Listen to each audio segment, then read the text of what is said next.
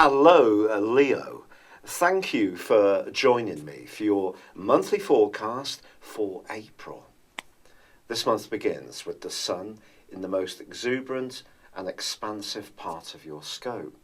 This part of your situation has been rocking with astrological energy for some time now, and it's not just been the Sun's presence. Of course, Uranus, the planet of restlessness, has been here for some years, and more recently, Venus, the planet of love, although that has been tracking backwards. But on the 3rd of this month, Venus rewinds back into the sign of Pisces, but is going to be forging a right angle with the stern energies of Saturn for the rest of the month. If you're in a relationship already, this could be a little bit of a testing period. But it's not one you can't negotiate well, but understanding the dimensions that are playing out is certainly going to help you and inform your decisions. Essentially, Venus is about what we attract.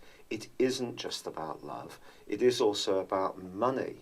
So moving back into your sector of joint finances and those you share closely with others, or anything to do with business enterprises, investments or property, that's an area that can be under the astral microscope through till the 28th of this month. However, it's on the 15th of this month that Venus does start to go forwards. But it won't be until the 19th of May that she returns to the point where the retrograde started. So there is a little bit of a journey to go through between now and then. But Saturn itself goes into a retrograde on the 6th. Saturn, of course, is the planet of structure, but also of restriction. For you, I think this particular aspect can create a greater awareness to situations where you feel limited or restricted around your love life or close involvements. There may be a pinch point if you and another are seeing things in a different way. But also on the 3rd of this month, there is a quarter moon which occurs in a hypersensitive part of your scope. Even if you would like to keep some of your feelings very close to your chest, in the following week it may be rather hard to do so. And you may find that things you would normally turn the other cheek to can actually get under your skin just that much easier. I've told you about Saturn going into its retrograde on the 6th. This happens every single year, but it will be the last rewind in the sign of Sagittarius. This is an opportunity to think very carefully about your personal expression, your creativity, and your approach to all the more enjoyable strands of life. Perhaps someone's a bit jealous about changes that you're making here, or perhaps you're wanting more reward for the output of talent that you have. That's possible. But it's Mercury which also goes into a retrograde on the 9th. Initially, this is in the part of your scope that's to do with your worldly interactions. He starts the month along with Mars in this area and is going to give you a lot of opportunities to make some kind of big statement in the first week of April. You'll be keen to raise your profile and you can be more assertive and self-confident. But once Mercury goes into a retrograde, care is going to be required around discussions concerning your job, or in any situation where you come into contact with influential people, or situations where you need to deal with the state or authorities.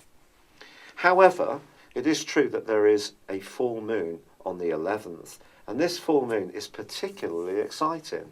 For sure, full moons bring issues to the surface, but this one in the sign of Libra is very close to Jupiter, the planet of expansion, which itself continues to retrace his steps. And I think it could be that your buoyancy in terms of trying to change some of your world could be what someone you encounter is a little bit threatened by, but it will be important to still keep grounded in your approach. The 15th sees Venus start to go forwards. That can ease things a little bit, but still be mindful of those close interactions or anything to do with possessiveness or jealousy or ownership. Now, the 20th is a very important day because the sun makes his way to the very top of your situation, the midheaven. This is going to help your desire to frame your talents in a wider way and gain greater recognition. Your desire to be much more single-minded and goal-orientated is also going to be reinforced. But on the same day, Pluto itself goes into a retrograde. So it could be said that April really is retrograde central.